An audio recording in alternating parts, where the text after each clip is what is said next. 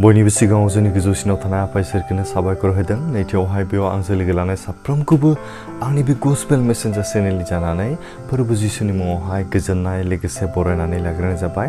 आरो लोगोसेनो जायफोर बिथांमोना बिमा जाबाय एबा गावनि गथ'फोरनि बिमा महरैहाय गावखौहाय सिनायथि होबाय, बिथांमोनखौ आंनि गोसो इसिंनिफ्राय फोरबोनि मुङाव आरोबाव आं खुलुमनाय जासिग्रोबाय।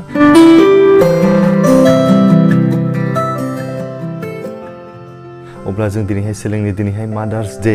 दिनै मादार्स डेखौ जों मानो फालिनाय जायो आरो जों माब्ला फालिनाय जायो बेखौ जों एसे सावरायग्रोनि।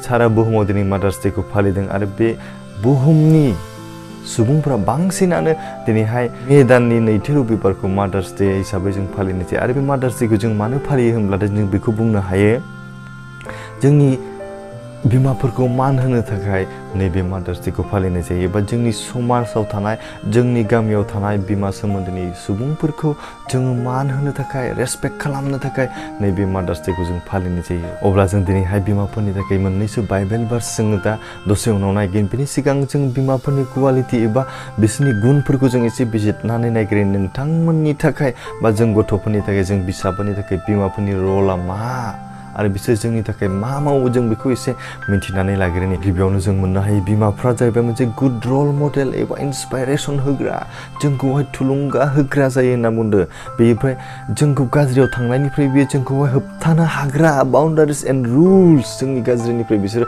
जोंखौहाय मोनसे सिमा खानानै दोनो आरो बेयो जोंखौहाय गाज्रिनिफ्राय होबथानो हाग्रा होनना बुंदों। आरो रेसपेक्टफुल, मानिजाग्रा। आरो ब्रैथियाव दं सापर्टिं एन्ड लाभिं, जोंखौहाय जेब्लायबो बिसोर सापर्ट खालामो, हेफाजाब होयो आरो जोंखौ अनग्रा। जोंनि बिमाफ्रा बेबायदि जायो। आरो बिसोर मा थायो होनना बुंदों, पेसेन्ट, बे सैसोनो हाग्रा। गावनि बिमाफ्रा दिनै सैसोनो हाग्रा जायो, अनलायग्रा। आंनि बिदा फंबाय, बिब' बिनानावमोन, जोंबो दिनैहाय बिमाफोरनि आखलखौ जों सोलोंनि, जोंबो सैसोग्रा जानो हादोंना हायाखै जों बेखौ एसे बिजिरनानै नायो। बेनि उनाव जों मोननो हायो बिमाफोरनि गुनखौहाय फरगिभनेस, निमाहा होग्रा। जों जेसेबांनाखि गोरोन्थिखौ जों मावाथों मानो, जेसेबांनाखि जों गाज्रिखौ थाबाया मानो, अब्लाबो बिमाया जोंखौहाय निमाहा खालामो होनना बुंदों। जोंखौहाय गाज्रि मोननानै थाया, जोंखौ बोराबनानै थाया। गावनि बिसा जानायखाय बे मोजांब्लाबो गाज्रि मावनायफोरब्लाबो बेखौहाय निमाहा होनायजों गावनि बिसा महरै बेखौ गनायनानै लायो। बिनिफ्राय क्वालिटि टाइम, जोंनि थाखाय मोनसे थि समाव बियो जों दिनैहाय साननानै नाय, जोंखौ जोनोमनिफ्राय बिसोर समाय मथे जोंखौ आहार दौवो, ओंखाम जोंनो खुरनानै होयो, जोंनो संनानै होयो। जों फरायसालियाव थांनायनि सिगां जोंखौ जाहोहरो, फैनानै जोंखौ आरो जाहोयो। बेबायदिनो फरायनायनि गासैखौबो जोंखौ टाइम मथे जोंखौ थिनो, गासैबो क्वालिटि अफ टाइम बिसोरो जोंनोहाय होयो। नाथाय जों दिनैहाय बे समफोरखौ जों बाहायनो रोङा।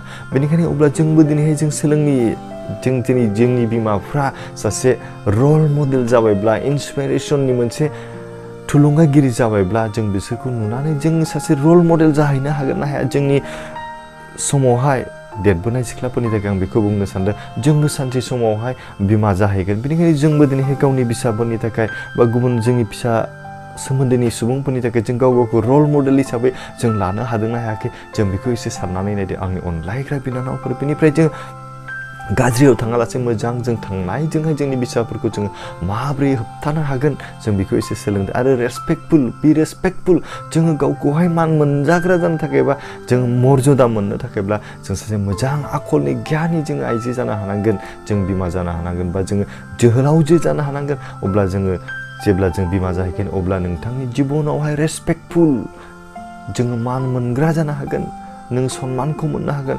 बेनिफ्राय बे सापर्टिं एन्ड लाभिं जोंबो जानो हानांगोन। बिमाफोरा जोंखौहाय जोंखौ जेरै सापर्ट खालामो आरो जोंखौहाय अनो, बेबायदिनो जोंनि फिसाफोरखौहाय जोङो सापर्ट खालामनो, जोङो अननो हानांगोन। बेनिफ्राय जोंबो पेसेन्ट थानो नांगोन, जोंबो सैसोनो हानो नांगोन। जोंनि जिबनाव जों सैसोनो हायाब्ला नों माब्लाबाबो देरहानो हानाय नङा। जोंनि फरायनायावनो जा जों सैसोनो नांगोन, जोंनि गासैबो जिउनि लामायावनो जों सैसोनो नांगोन। आरो बेबायदिनो जोंनि बिमा जानो थांनायावबो जों गोबां सैसोनांगोन। अनलायग्रा आंनि बिनानावफोर, बेनिखायनो नोंथांमोनखौ बे समाव खावलायदों, नोंथांमोना सैसोनो हानाय गुनखौ जोङो आरजिनानै लानो हानांगोन। आरो जों निमाहा होनो हाग्रा जानांगोन। आरो जोङो टाइम मथे जों खारनो हाग्रा जानांगोन। अब्लासो नोंथांनि जिबनाव जोङो सासे मोजां रल मडेल बिमा एबा आइजो माहारि जों जाहैनो हागोन। आं बेखौहाय मिजिं थिदों। अब्ला जों दिनैहाय बिजिरनानै नायदो, जोंनि बिमाफ्रा माब्लाबाबो जोंनि गाज्रिनि थाखाय बिसोरो हास्थाया जोंखौ माब्लाबाबो गाज्रि होननानै बिसोरो जोंखौहाय साना आरो जोंखौ गाज्रियाव थांनायखौ बिसोरो माब्लाबाबो लुबैया बेनिखायनो दिनैहाय बिमाफोरनि आखला मोजां जानायखाय बिसोरनि आखुआ मोजां जानायखाय जों बिसोरखौ मा खालामनो गोनां जों अननो गोनां रेसपेक्ट खालामनो गोनां जों मानिनो गोनां बेनिखायनो जों जेब्ला नायो सासे मोजां आइजो जाबायब्ला बिथांमोननि खुगानिफ्राय मोजां बिमा जाबायब्ला बिथांमोननि खुगानिफ्राय माब्लाबाबो गाज्रि राव ओंखारनाय नङा बेनिखायनो जों जेब्ला बोसोन बिजाबनि 31 नि 22 सिरियाव जों बेबायदि लिरनाय दं बिनि खुगानिफ्राय गियाननि रैसुमै बाथ्राफोर ओंखारो C opens her mouth with wisdom and the teaching of kindness is on her tongue बिनि सालायनिफ्राय रैसुमै अननायनि रावफोर ओंखारो होनना बुंदों सासे मोजां बिमानिफ्राय बेनिखायनो मोजां बिमा जाबायब्ला बाइबेलाव जोंखौ बुंदों अनखौ हिन्जावा मानखौ लाबोयो सन्मानखौ मोनथावना होनना बुंदों सन्मानखौ मोनो जायनोखि अनग्रा आइजोफोर अनसोग्रा बिमाफोर बिसोर सन्मान मोनो होनना बुंदों a gracious woman gets honor मानखौ मोनो सन्मानखौ मोनो बेनिखायनो जों दिनैहाय मोजां बिमाफोर मोनबाय जों गावनि बिमाफोरखौ जोंनि साबसिन बुहुमनि साबसिन बिमा होननानै जों बाख्नायनानै लानो हानांगोन मानोना जायनि जोनोमनि गेजेरजों जों दिनैहाय बुहुमखौ नुबाय बेबायदि अननायखौ जों मोनबाय जों बेखौ जों हास्थायनि बेनिखायनो आं अनलायग्रा बिनानावफोरखौहाय बे समाव खावलायदों लोगोसे आंनि जोहोलावफोरखौबो आं खावलायदों जों दिनै गावनि बिमाफोरखौ जों मान होनो सोलोंनि बाइबेलाव बुंखानाय बायदिना जोङो गावनि बिमा बिफाफोरखौ मान होनांगौ जों बिसोरखौ मानियोब्ला मान होयोब्ला जोंनि जिबना गोलाव जोरगोन होननानै बाइबेलाव जोंखौ बेबायदि खावलायदोंना बेनिखायनो जों दिनैहाय बेखौ जों सोलोंनि ओंखायनो आं जोबनायाव जोंनि बे बिमाफोरनि थाखाय आं मोनसेल' बाथ्रा बुंबावनो सानबाय बेवहाय बेबायदि लिरदों व्हाट इज द रल अफ ए मादार एकर्डिं टु द बाइबेल बाइबेलनि बायदिब्ला जोंनि बिमाफोरनि रला एबा मावनांगौआ माबायदि जों बेखौ सोलोंनो हायो दा जों बाइबेलनि थिननाय बायदिब्ला जों बेखौहाय मोननो हायो द ग्रेटेस्ट बिब्लिकेल रल अफ ए मादार इज पइन्टिं हार चिल्ड्रेन टु क्राइस्ट बाइबेलनि बायदिब्ला जों सासे बिमाया गावनि गथ'खौ फोरबो जिसुनि सोमोन्दै आसि दिन्थिनाया गुबै रल होननानै बुंदों बिनि खामानि जागोन नामा सासे फोरबोखौ गिग्रा आइजो जायोब्ला एज मम्स हु लाभ्स जीसस जायफोर बिमाया इसोरखौ अनो जिसुखौ अनो greatest desire is that our kids come to know Jesus as their lord as saviour जोंनि हास्थायनायफ्रा जोंनि बिमाफोरनि हास्थायनाया बेबायदि जानांगौ आंनि गथ'फ्रा फोरबो जिसु ख्रिस्टखौनो गावनि जिउनि बासायगिरि आरो इसोर होननानै गनायथों आरो साननानै लाथों and then live their life for him आरो बिसोर गावनि जिबनखौ बे फोरबोनि थाखायनो थांनानै थाथों नै बेखौ जों हास्थायनांगौ सासे मोजां आइजो जाबायब्ला बेनिखायनो जों दिनैहाय मोजां बिमाफोरखौ जों मोनबाय जोंनि बिमाफ्रा दिनै इसोरखौ गिग्रा जाबायब्ला जों बेफोरखौ जों सोलोंनो लानि जों दिनैहाय मोजां बिमाफोर जाबायब्ला जोङो जिसुखौ जोङो